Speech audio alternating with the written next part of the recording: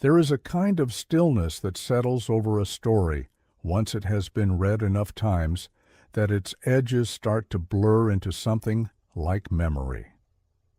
One Piece is that kind of story for a great many people. 27 years of weekly Shonen Jump, thousands of pages, a world so large that no single reader has ever held all of it in their mind at once. Tonight we are going to move slowly through 200 small true things about that world.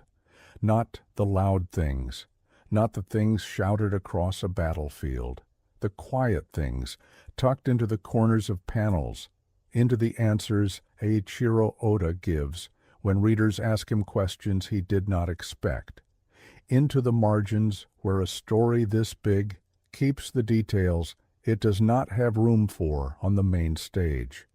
You do not need to remember any of this. You do not need to hold on to it. Just let it drift past you the way the sea drifts past the railing of a ship at night. And if you fall asleep before we reach the end, that is exactly what this is for. If this kind of calm helps you, feel free to subscribe and let me know where you're listening from tonight. We begin gently with the man who built all of it.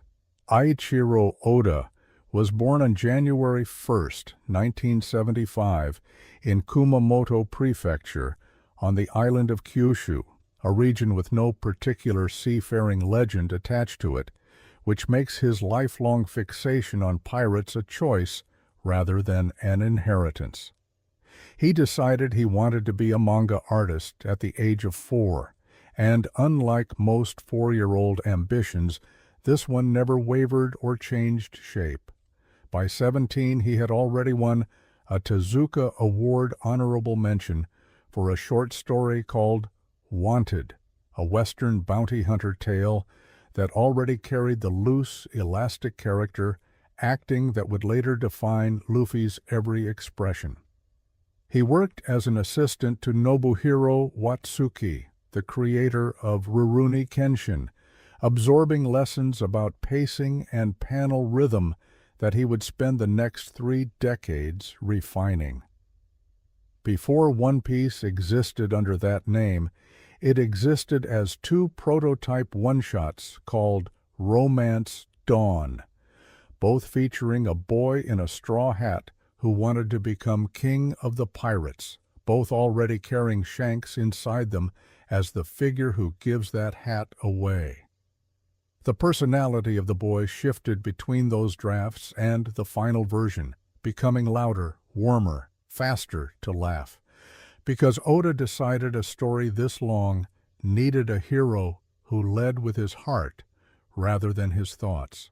One Piece began serialization in Weekly Shonen Jump on July 22, 1997, and Oda has said in interviews that he had the ending already decided before that first chapter ever ran, a detail that becomes stranger and more remarkable the longer the story continues without him ever changing course. He has described sleeping as little as 3 hours a night during demanding stretches of production, treating rest less as comfort and more as a reluctant tax on his time. He does not outline the story chapter by chapter. He holds the destination fixed in his mind and finds the path arc by arc, trusting that if the ending is true, the road toward it will find its own natural shape.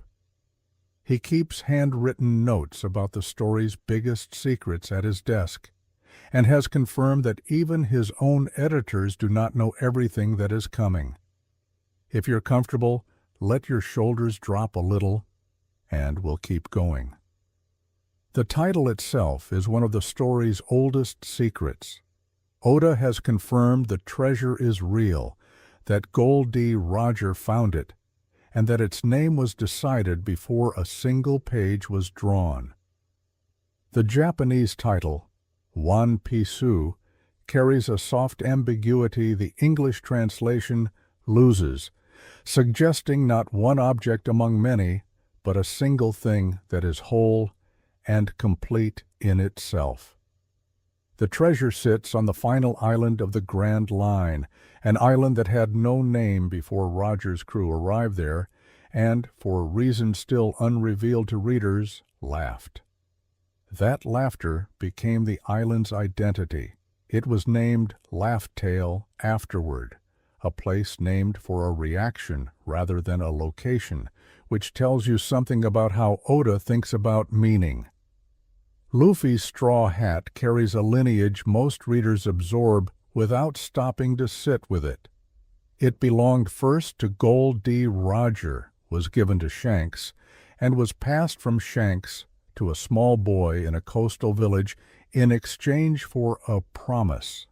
That means every time Luffy wears it, he is wearing the same hat that once sat on the head of the only man to ever reach the end of the Grand Line. There is a second enormous straw hat kept in a sealed chamber in Mary Joais, the holy city of the world government, and Oda has confirmed the two hats are connected in meaning without confirming exactly how. The hat's design never changes across the entire run of the series, even as everything else about Luffy grows and evolves, which makes it the one fixed point in a story defined by transformation. Names in One Piece are rarely decorative. Luffy's family name, Monkey, follows an animal surname pattern shared with his father Dragon and his grandfather Garp.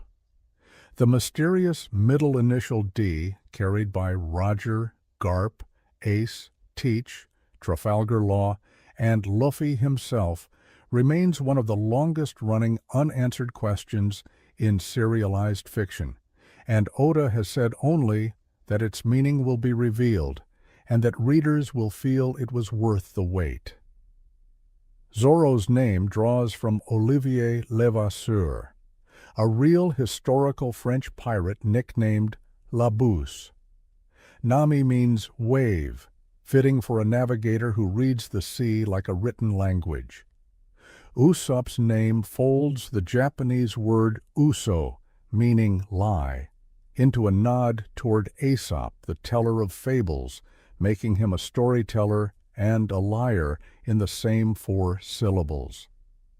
Sanji sits inside a family of siblings named Ichiji, Niji, Yonji, and Reiju, with the numbers 1, 2, 4 woven into their names, and San, meaning 3, embedded quietly in his own.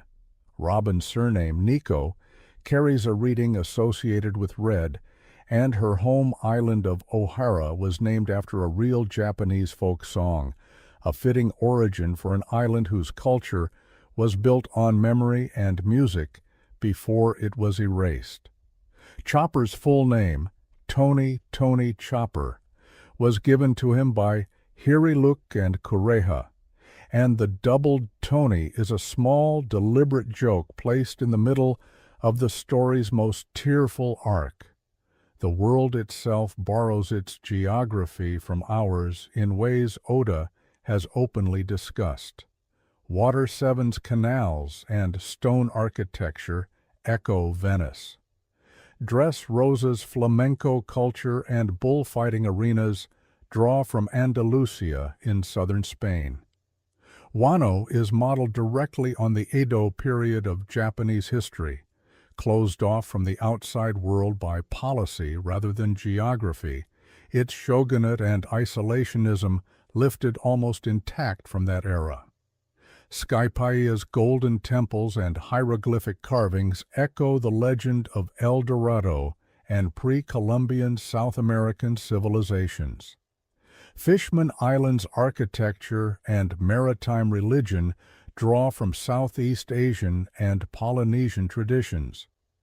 Oda's team compiles reference photographs and architectural books for every major arc before a single background panel is drawn, which is part of why each island feels specific rather than generic, even at a glance. If you're starting to feel your eyes grow heavy, that's all right. This will still be here. The Grand Line's geography follows real internal logic. It is split into 2 halves by the red line, a single continent that circles the entire globe vertically. The first half, called Paradise, is entered through Reverse Mountain, the only river in the world that flows uphill, carrying water from all four blue seas to a single peak before releasing it downward into the Grand Line. The second half, the New World, is reached mainly through Fishman Island, 10,000 meters beneath the ocean surface, requiring specially coated ships built to withstand the crushing pressure of the deep route. The log pose, the compass required for Grand Line navigation, does not point toward a destination of your choosing. It records the magnetic signature of each island and points to the next one in a fixed natural sequence, meaning the Grand Line is less an open ocean and more a road with a predetermined order. The calm belts bordering the Grand Line are regions of total stillness, no wind, no current, populated by sea kings large enough to dwarf naval battleships, and they are confirmed to be roughly 200 meters wide, an ocean corridor that functions as a natural wall protecting the world's most dangerous road. Devil fruits were not originally designed by Oda as a rigid mechanical system. Their now familiar rules, the weakness to seawater, the impossibility of eating two fruits and surviving the awakening state, were built up gradually as the story matured. Oda has confirmed a catalog exists somewhere in the world that records the name and appearance of every known devil fruit, which is how black market dealers are able to identify and price fruits they acquire. Ancient Zoan fruits are described as carrying a will of their own, a kind of consciousness layered inside the power. Chopper's human fruit is a rare case of an animal gaining human intelligence rather than a human gaining an animal's form. Mythical Zoan fruits, the rarest category, grant transformations based on legendary rather than real creatures, which is why Marco's phoenix fruit sits above ordinary Zoan fruits in classification. When a devil fruit user dies, their power does not vanish. It reincarnates into a new fruit somewhere in the world, which means every devil fruit currently in circulation is an old power cycling through new hosts, carrying history its current user may never learn. Take a slow breath if you'd like. There's no rush through any of this. The cover pages that run between chapters are far more than decoration. The cover story arcs following characters like Kobe and Helmeppo or Buggy and Alvida are fully canon and have influenced later plot points, even though they are told in single illustrated panels rather than full chapters. Oda has said he considers the margins of the story as worth filling as the main narrative itself, and one cover story following the former Skypiea villain Gedatsu, who accidentally builds an underground hot spring resort, exists purely because Oda found the idea funny, serving no dramatic purpose at all. The New World era cover spreads increasingly show the crew in elaborate, fashionable outfits that could never fit into the pace of the main story, giving Oda a quiet outlet for the fashion sense his editors have said is considerable. The Void Century is the 100-year period erased from official history, discussion of which is punishable by the world's harshest consequences. The only surviving record exists on poneglyphs, stone tablets carved in a forbidden ancient script, indestructible by any means the world government has tried. O'Hara was destroyed specifically because its scholars were close to translating what those stones said. A kingdom existed during the Void Century, was destroyed by an alliance that became the 20 founding kingdoms of the world government, and its name has been deliberately erased from every surviving record. Joy Boy is the figure most tied to that century, known through 2 surviving poneglyphs, one on Fishman Island and one on Skypia. The former, an apology to the merfolk for a promise Joy Boy could not keep, connected to Noah, the giant ship resting on a chain beneath Fishman Island. 4 road poneglyphs, distinguished by their red coloring, must all be read together to reveal Laugh-Tale's coordinates, and Oda distributed them deliberately among the 4 most powerful forces of the New World, ensuring the path to the ending runs directly through each of them. Rest here a moment if you need to. Nothing is going anywhere. The poneglyphs were carved by the Kozuki clan of Wano, a family whose documented lineage stretches back over 900 years, using stone specifically chosen because nothing could break or erase it, which is why the world government eventually gave up destroying the tablets and instead made reading them illegal. Robin learned to read the ancient script as a child on Ohara, taught by her mother, Nico Olvia, and was only 8 years old when the island was destroyed, making her, at that age, one of the most wanted people alive simply for what she carried in her memory. The 7 Warlord system offered pirates official government protection in exchange for occasional service, a deliberately cynical arrangement neither side trusted. Dracule Myhawk held the title for its entire run and treated it as almost entirely decorative, living alone on a floating island, drinking wine, waiting for a swordsman worth his attention. Boa Hancock became a warlord before the story began, at a point when her past was still hidden from the public record, meaning the government accepted into its ranks a woman whose secret history, if revealed, would have been a political catastrophe of the government's own making. Don Quixote do Flamingo, a former world noble, used his warlord status as cover for a scheme involving illegal devil fruit trafficking that reached toward the highest levels of the government he technically served, and his fall on Dressrosa exposed rot the system had knowingly allowed to grow because it was useful. The Marines are not the unified institution they appear to be.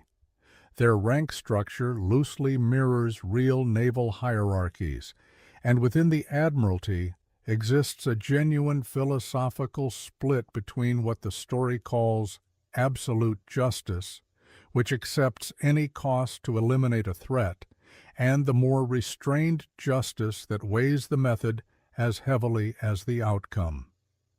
Aokiji's departure from the Marines after his clash with Akainu on Punk Hazard was not simply a loss. It was a resignation from a philosophy he could no longer serve under. A secretive unit called SWORD exists within the Marines, made up of officers who have technically resigned their posts to operate outside the normal chain of command, confirming that even inside the Marines, the official structure and the real one do not fully overlap. If your eyes are closing, let them. I'll keep the pace slow. Among the 4 emperors, Whitebeard, born Edward Newgate, refused to use the word crew for the people who sailed with him, calling them his sons instead, a choice Oda has confirmed was sincere rather than performative. His devil fruit, the Gura no Mi, was regarded by evaluators as potentially the single most destructive individual power in the world, capable in theory of cracking the planet itself, a capacity he never used to its full extent, because that was never what he wanted. Kaido, Big Mom, and Whitebeard were all once crewmates under the same captain, Rox D. Zebek, before the God Valley incident scattered them, meaning 3 of the 4 emperors who define the stories present were once shipmates under someone even more dangerous. Big Mom's episodes of uncontrollable hunger are treated in canon less as villainy and more as a condition. Her entire kingdom has spent decades learning to manage, and her dozens of children were the result of a deliberate dynastic project rather than simple family building. Shanks remains the most protected mystery among the emperors, his scar from Blackbeard and his apparent standing with the highest levels of the world government, left almost entirely unexplained even now. The Straw Hat crew carries small, specific facts confirmed across years of official Q&A columns and data books. Zoro's sense of direction is treated in canon as a near-clinical condition rather than a simple running joke, a man capable of getting lost walking in a straight line toward a destination he can see. Nami drew maps of every island she visited during her years working under Arlong, not because she was ordered to, but because mapping the world was how she processed it, a small act of freedom performed inside captivity. Usopp's father, Yasopp, is one of Shanks's crewmates and one of the best marksmen alive. And Usopp's own path towards sniping is framed less as inheritance and more as an unconscious reaching toward stars his father once reached for. Sanji's compassion toward hungry people and his refusal to fight with his hands are both, per Oda, survival responses shaped by a childhood of real deprivation, planned long before Whole Cake Island revealed why. Robin's ability to read poneglyphs came at a cost inseparable from her grief, learned from a mother who was taken from her before she could fully understand what the knowledge would mean. Frankie built every part of his own cyborg body that he could physically reach, leaving the parts he could not reach, his own back, to be finished by the friends who cared for him. Brooke spent 50 years alone aboard a ship drifting in the Florian Triangle, hearing no other voice, and Oda has said he refused to soften how long 50 years of total solitude actually is. Let that settle for a moment. There's no need to hold on to any of it. Numbers recur through the story with a consistency Oda has confirmed is intentional. Luffy was 17 through much of the story's first half. Nami joined the crew at 17. The giant Laboon waited 50 years at the mouth of the Grand Line for a crew who promised to return. The letter D appears only among figures Oda has described as carrying particular historical weight, a marker of significance rather than of virtue, since Blackbeard carries it with the same gravity as Luffy. Threes recur throughout the crew's internal structure, 3 primary fighters in Luffy, Zoro, and Sanji, 3 navigational specialists in Nami, Robin, and Frankie, a pattern Oda has said simply feels satisfying without becoming overcomplicated. Real pirate history sits quietly underneath many of the story's biggest names. Goldie Rogers' legend, a man who found an impossible treasure and then vanished from history at the height of his fame, echoes the real disappearance of Henry Every, a 17th century English pirate whose fate has never been conclusively solved. Whitebeard's design and presence draw from the historical Edward Teach, the real Blackbeard, in a reversal Oda clearly enjoys, since the character named Blackbeard in the story is someone else entirely. Trafalgar Law's name combines the naval battle of Trafalgar with John Law, a Scottish economist responsible for one of history's earliest major financial bubbles. Dracul Mihawk's first name nods directly to Dracula, paired with the predatory imagery of a hawk, a combination Oda has said suits the world's greatest swordsman. You can let your thoughts go loose now if you want to. I'll keep talking softly either way. Every cruise Jolly Roger carries intention. The Straw Hat's flag began as a rough sketch Luffy drew himself before the story had any polish to lend it, and that early roughness was never a mistake, only the mark of a pirate. The world had not yet had time to remember properly. Whitebeard's cross and crescent design echoes maritime heraldry associated with protection and old authority, chosen deliberately to look like something that had been flying for a long time before the story ever opened. Luffy's flag carries the same 3 diagonal scars across the skull's eye that mark Shanks's own face, a quiet visual tribute built into the crew's most public symbol. Blackbeard's flag depicts a 3-faced skull, a detail that appeared in the story before his second devil fruit was revealed, meaning the flag was drawn with knowledge the readers did not yet have. The anime has aired continuously since October 1999, one of the longest unbroken productions in animation history. Mayumi Tanaka has voiced Luffy in Japanese for the entire run, describing the character less as a role she performs and more as someone she has come to know personally. Ikue Otani, who voices Chopper, is the same actress behind Pikachu, a coincidence fans discover and then find impossible to stop noticing. The early 4Kids English dub significantly altered violence, names, and tone, and is now regarded mostly as a historical curiosity rather than a faithful adaptation, while Funimation's later unedited dub earned praise for its fidelity, with Colleen Clinkenbeard voicing Luffy after originally being cast only as Boa Hancock. Stepping into the second role after a test recording impressed the production team enough to offer it to her on the spot. If you'd like, tell me quietly where you're listening from tonight, and keep drifting. Oda's sense of humor works on every level of the page simultaneously.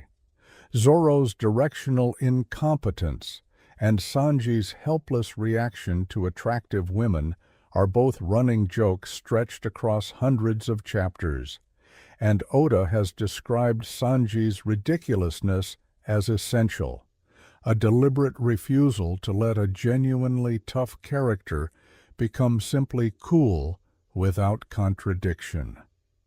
Nami's exacting relationship with money, tracking every berry earned and spent even from her own crewmates, was described by Oda as her particular love language, affection expressed through precision rather than sentiment.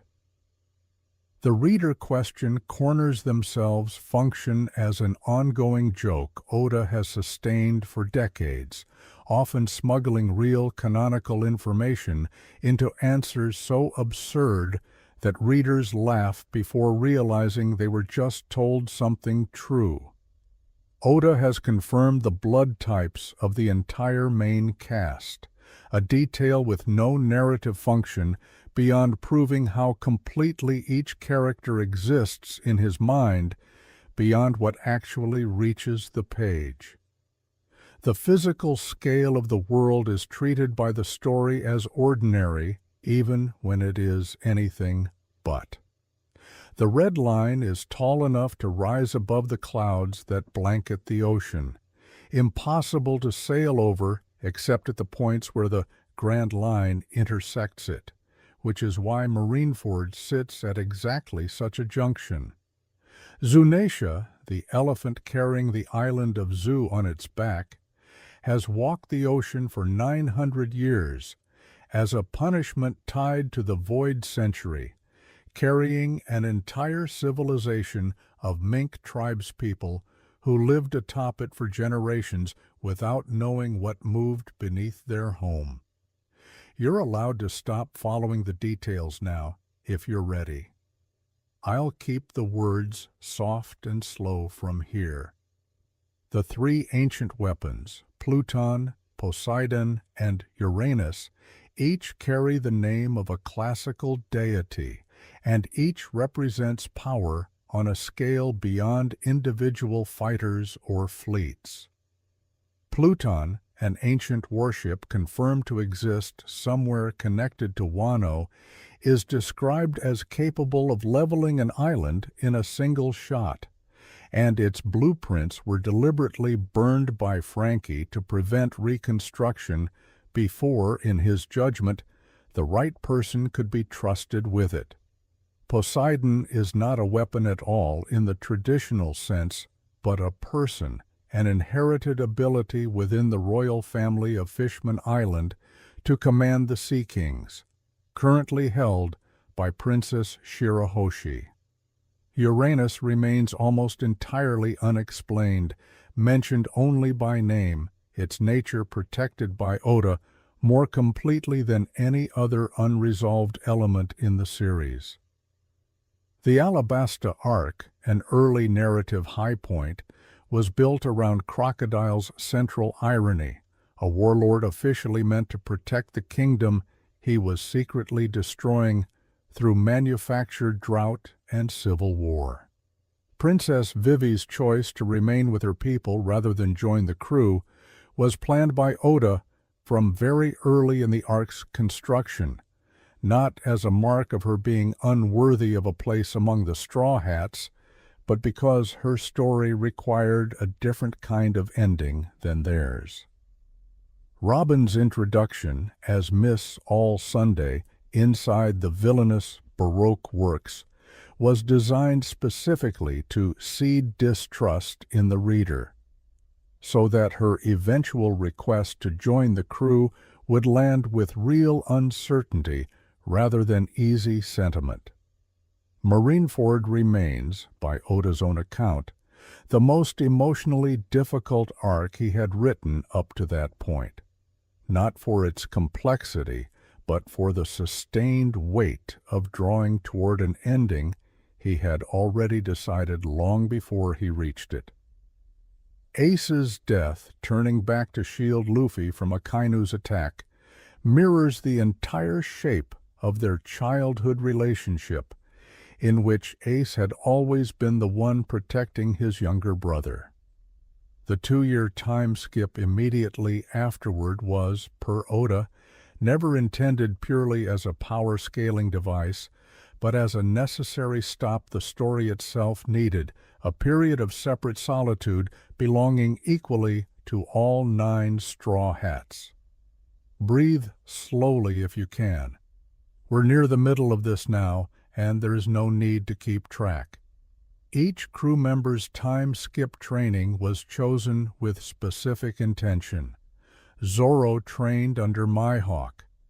Nami studied weather science at Weatheria. Usopp trained physically and refined his marksmanship on Bowen Archipelago. Chopper studied advanced medicine in the Torino Kingdom. Robin trained alongside the Revolutionary Army. Frankie rebuilt himself further using notes from Dr. Vegapunk's older research. Brook became a celebrated musician among the Long-Arm tribe. Sanji trained in Okama-style martial arts on Kamabaka Kingdom. None of these paths were interchangeable, and Oda has said each was matched precisely to what that character alone needed to grow into. The Revolutionary Army opposes the world government not through piracy, but through the direct goal of dismantling its structure entirely. Dragon, Luffy's father and the army's commander, is confirmed to have been present around the era of the God Valley incident and chose his son's freedom over his son's safety, leaving Luffy to be raised by Garp rather than drawn into a revolutionary's life. Sabo, believed dead after Grey Terminal, survived with his memory lost at sea, was found and raised by Dragon, and only recovered his identity during the Dressrosa arc, eventually becoming the Revolutionary Army's second-in-command, a story Oda has used repeatedly to show how identity in this world tends to accumulate rather than replace itself. The revolutionaries' stated goal is the abolition of the celestial dragons, the world nobles who live above the clouds in Mary Jawaz, and hold the authority to summon an admiral to any point on Earth with a single letter, a system Dragon has said requires replacement rather than reform. The Florian Triangle setting of the thriller Bark arc remains only partially explained even after its own storyline concluded.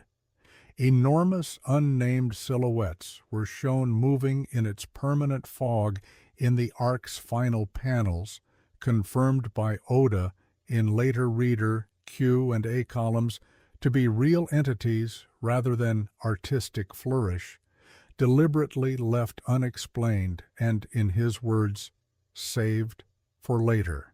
The location openly echoes the real world's Bermuda Triangle, though Oda has pointed out that his version's danger is entirely confirmed rather than merely rumored. If you're somewhere between waking and sleep right now, that's exactly where this script wants you. The SBS question corners that run through the collected volumes function as an official canonical record in their own right, not a casual supplement. Oda has used them to confirm devil fruit details never shown on page, character birthdays, favorite meals, childhood appearances, and emotional through lines for characters who died before the main story could fully explore their inner lives. When readers asked about Portgas D. Ace's favorite food, or what Whitebeard looked like as a younger man, or whether Corazon, the Marine who sacrificed himself so Law could live, carried any regrets, Oda answered each with the same careful specificity he gives the main narrative itself, treating even minor characters as people whose interior lives matter regardless of how much page time they were given. Whitebeard's final declaration at Marineford that One Piece is real, that Roger found it, and that the world has been searching for a location when it should have been searching for an understanding, was placed there deliberately as a statement that changes the world simply by being spoken aloud, echoing Roger's own execution speech decades earlier in the story's timeline.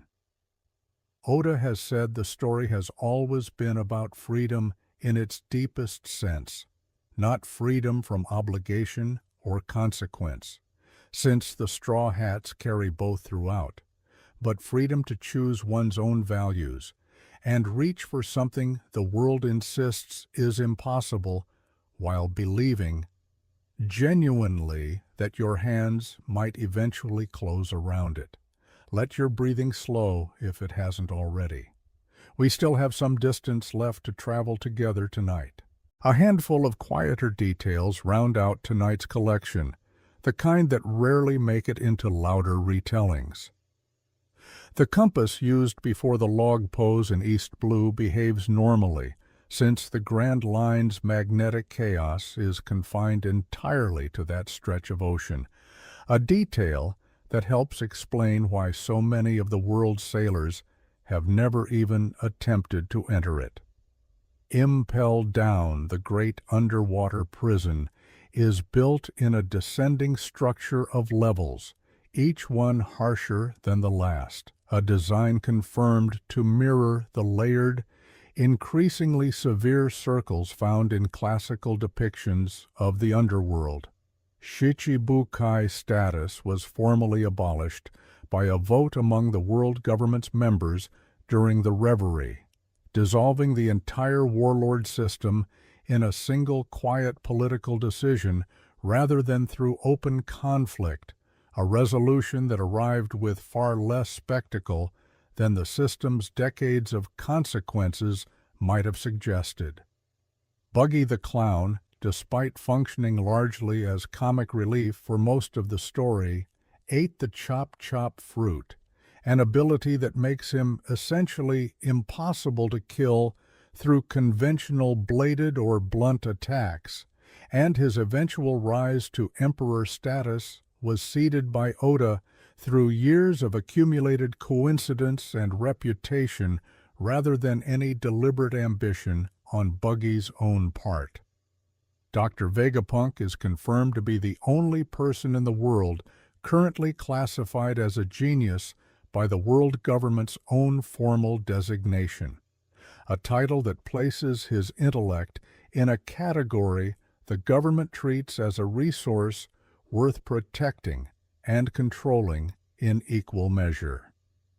The Going Merry, the crew's first ship, was ultimately given a send-off that Oda treated with the same emotional seriousness as a character's death, complete with the ship's own spirit appearing to steer itself into its final rest, because to Oda, and by extension to the story, the Merry always was a member of the crew rather than simply a vessel that carried them. Whole Cake Island's chocolate and confectionery aesthetic was built around real patisserie traditions. Oda researched specifically for that arc, giving Tato Land a visual sweetness that sits deliberately at odds with the arc's genuinely dark undertones of forced marriage, familial control, and inherited trauma. The Reverie itself, a summit gathering the leaders of the world's kingdoms, was used by Oda to widen the political scope of the story considerably, introducing figures and grievances that had existed in the background of the world for the entire series without ever stepping into direct view before. Wano's isolation, once finally broken by the Straw Hats and their allies, ends a self-imposed silence lasting decades, echoing the real historical opening of Japan after centuries of Sakoku policy, a parallel Oda has acknowledged was very much intentional rather than incidental. If you're already asleep, that's all right. I'll keep going a little longer for anyone still here.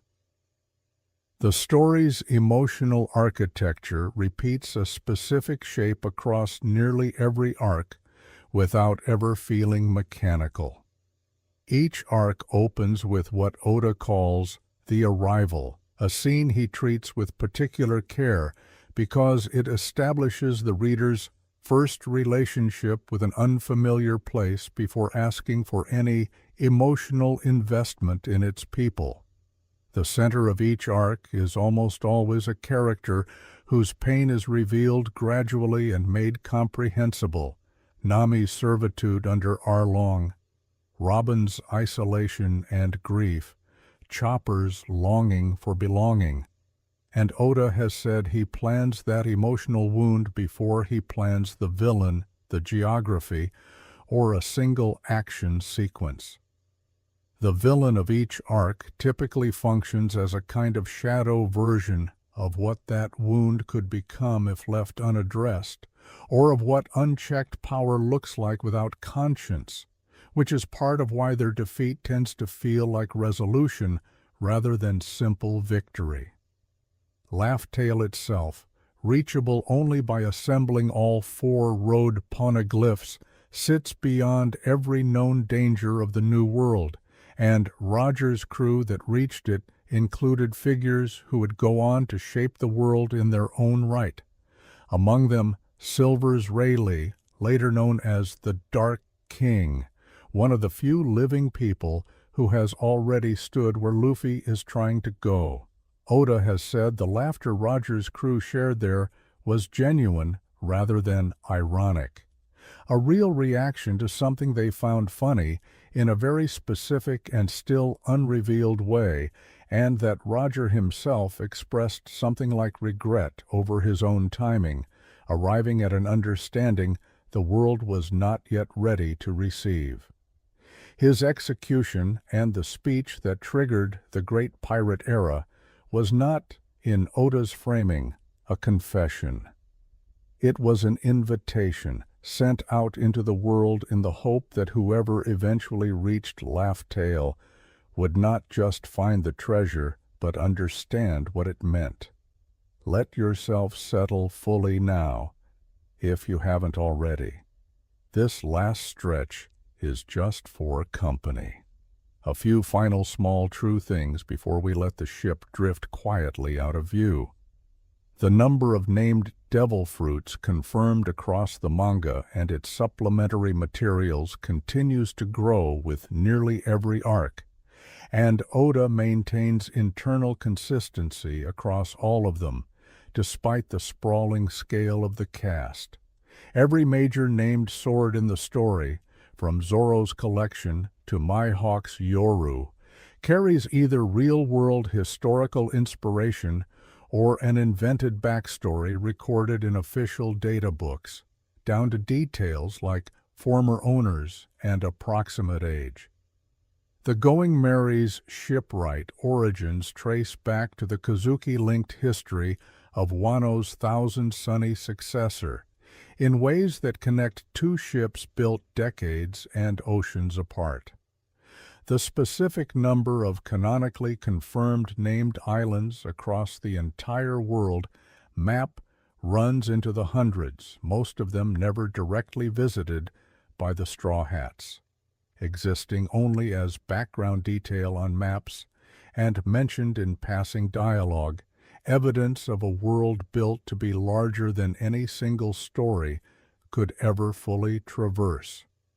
And through every one of these details, small and large, loud and quiet, Oda has maintained the same patient habit for nearly 3 decades, placing something meaningful in almost every corner of the page, trusting that somewhere out there, a reader paying just close enough attention will eventually find it.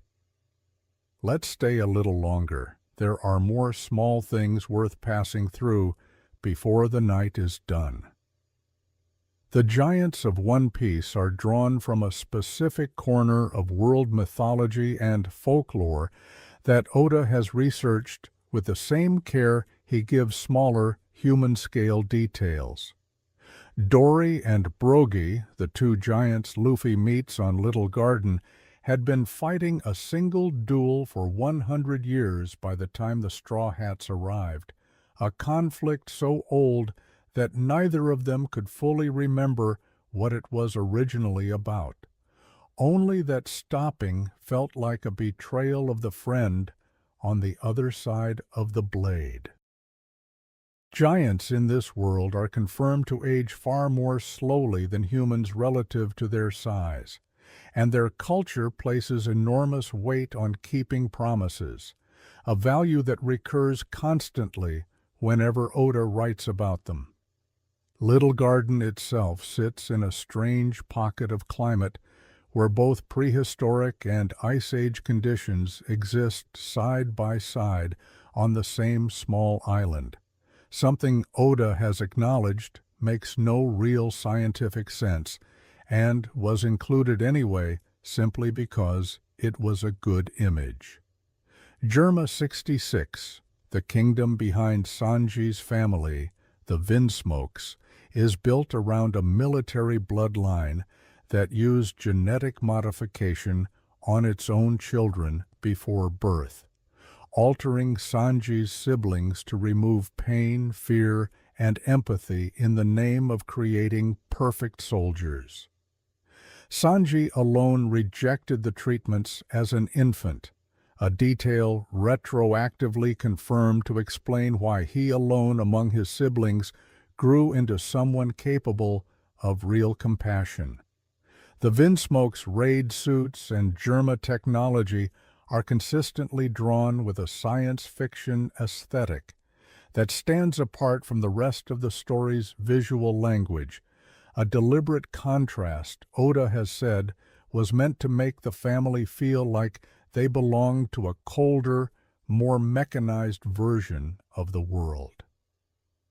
Whole Cake Island's geography follows its own strange internal rules, an entire territory shaped and sustained by Big Mom's homies, living objects animated by a portion of someone's soul on loan from Big Mom's own collection, a system that means much of Totoland's furniture, its trees, and even parts of its landscape are technically alive and capable of speech.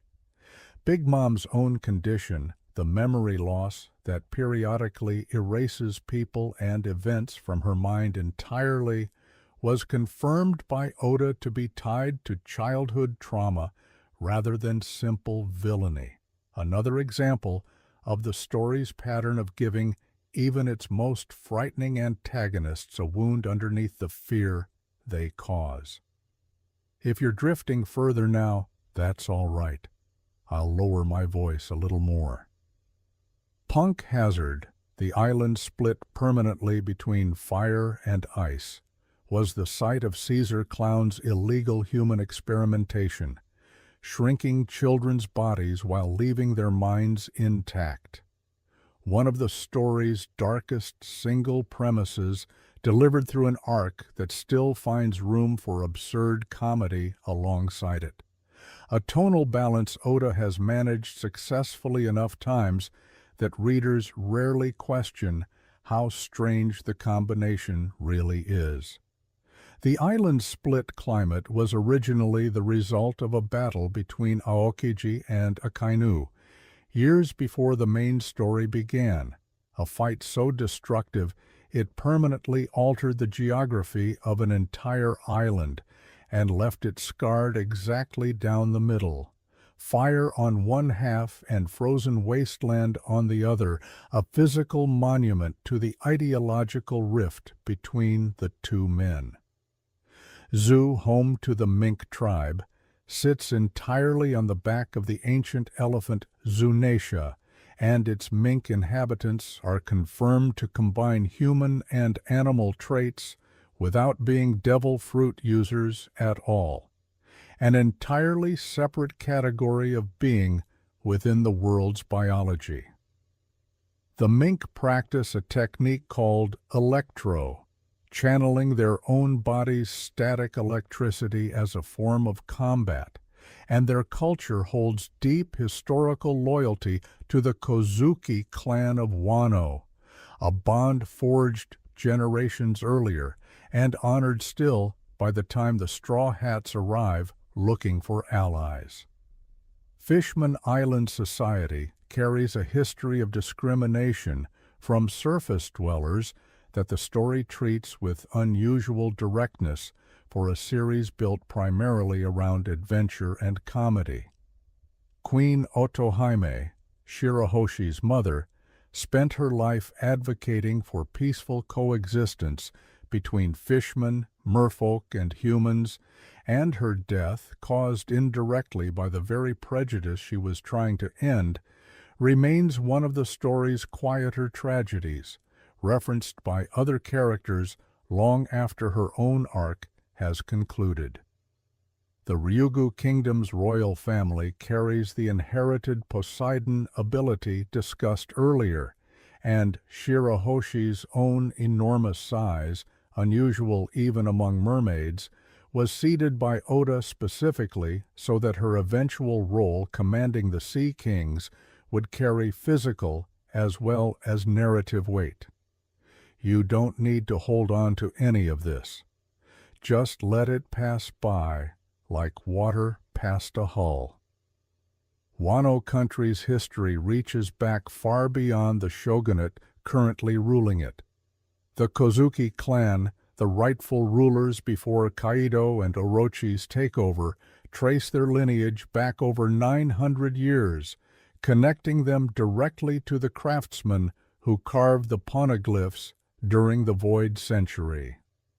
Oden Kozuki, whose story unfolds largely in flashback, opened Wano's borders once already, decades before the main story, and his execution by Orochi and Kaido, carried out in boiling oil while he continued singing until the very end, is one of the most quietly devastating single sequences Oda has ever drawn, made more devastating by the fact that his own retainers were forced to watch, unable to intervene, bound by his final order to survive rather than to save him.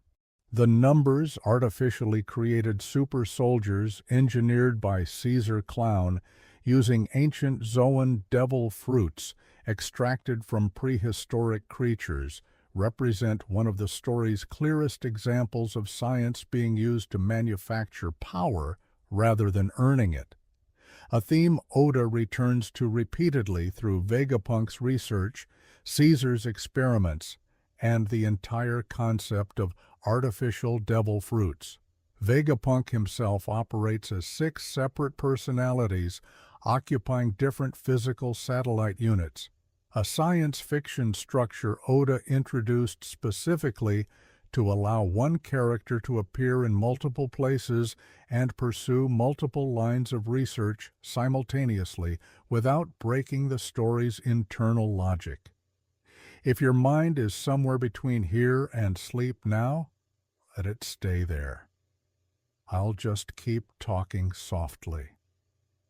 The Baroque Works organization, Crocodile's criminal front operating across Alabasta, employed an internal numbering system for its officer agents rather than names, Mr. 1 through Mr. 13, each paired with a miss of a corresponding number, a structure designed to keep the organization's true membership hidden even from itself, since agents rarely knew who else worked beneath the same banner. Mr. 2 Bon Clay's devil fruit allows him to copy the appearance of anyone whose face he has touched, and his loyalty to the Straw Hats after Alabasta, despite having fought against them, became one of the story's earliest demonstrations that former enemies could become some of its most quietly beloved characters. CP9, the Secret Assassination and Information Unit operating within Water 7, trained in a fighting style called Rokushiki. 6 techniques, including Soru, a burst of speed so fast it appears to be teleportation, and Geppo, the ability to kick off empty air itself, techniques that were confirmed by Oda to require years of specific government training rather than being naturally occurring abilities, setting them apart from devil fruits and ordinary swordsmanship alike as a third distinct category of power in the world. Let your breathing find its own slow rhythm now. Trafalgar Law's devil fruit, the Opa Opa no Mi, is confirmed to be capable of granting eternal youth to its user at the cost of the user's own life, a property that ties directly into Law's own backstory involving Corazon's sacrifice to protect him from the Marines who wanted the fruit's power for themselves. Law was afflicted as a child with amber-lead syndrome, a fatal illness caused by exposure to a poisonous ore in his home country, and his survival was made possible entirely by Corazon's decision to feed him the Ope Ope no Mi and shield him from capture, a debt Law has carried through every choice he makes for the rest of the story. Katakuri, one of Big Mom's most formidable sons, conceals a mouth full of sharp teeth beneath a scarf he wears at all times, self-conscious about an appearance he considers monstrous, despite being regarded by nearly everyone else as one of the most physically graceful fighters in the entire series. And his devil fruit ability to see brief flashes of the immediate future makes him one of the only characters ever shown, consistently predicting Luffy's attacks before they land. A rare instance of the story slowing its own protagonist down through pure technical skill rather than raw power. If you're nearly asleep, that's all right. I'll bring this down toward its close now. One final scattering of small things. The bounty system itself, tracked in berries and displayed on wanted posters throughout the world, functions as one of the story's most consistent tools for measuring escalating threat. And Oda has confirmed exact bounty figures for dozens of characters, even when those numbers never appear directly on the page, treating the underlying economy of fame and danger as something worth tracking with real precision behind the scenes. The Thousand Sunny, built by the shipwrights of Water 7 to replace the Going Merry, was designed with input from Frankie based on specifications meant to survive both the Grand Line and the New World, including a hidden functionality allowing it to submerge briefly, a feature that becomes essential during the approach to Fishman Island. And the very last named location any reader will ever reach in this story, Laugh Tale, waits at the end of a road Oda has been walking toward patiently, one chapter at a time, since a young man in Kumamoto first decided at 4 years old that pirates were the freest people he could imagine. Stay with me a little longer still. The night has room for a few more quiet things. Buggy's crew, made up largely of people who joined him almost by accident, following him more out of confusion than conviction, has grown across the story from a small band of clowns and circus performers into one of the largest pirate crews in the world, a rise Oda has treated as a running joke that gradually, without anyone quite noticing when it happened, stopped being a joke at all. Buggy himself was a cabin boy alongside Shanks aboard Roger's crew decades before the story begins, meaning two of the story's most different figures, one an emperor of the sea and one a walking punchline, share the exact same origin point, trained under the exact same captain at the exact same time.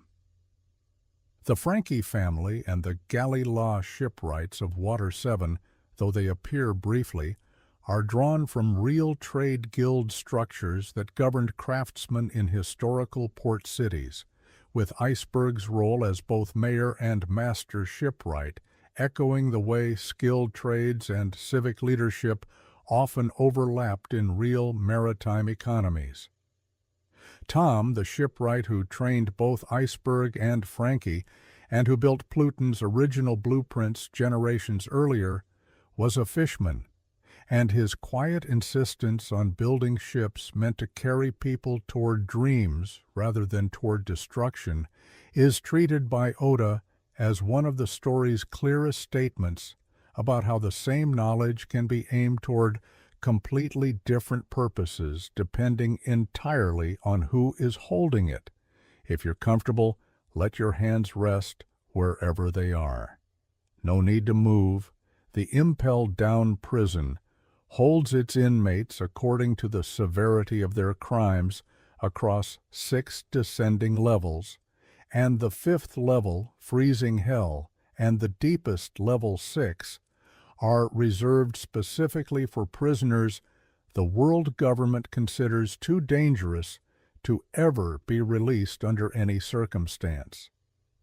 Magellan, the prison's warden during Luffy's infiltration, possesses a poison-based devil fruit so potent that his own body constantly produces toxins strong enough to weaken him through prolonged exposure to his own power, a rare example in the story of a devil fruit ability that punishes its user almost as much as it punishes their enemies.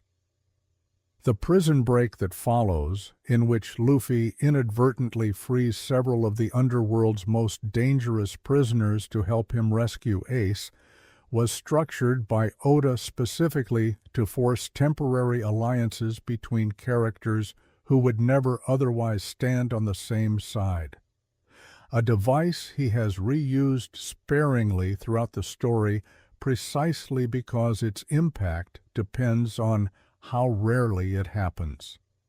Whitebeard's crew structure, divided into 16 divisions each led by its own commander, was one of the largest and most organized pirate hierarchies shown in the story up to that point, modeled loosely on naval fleet organization.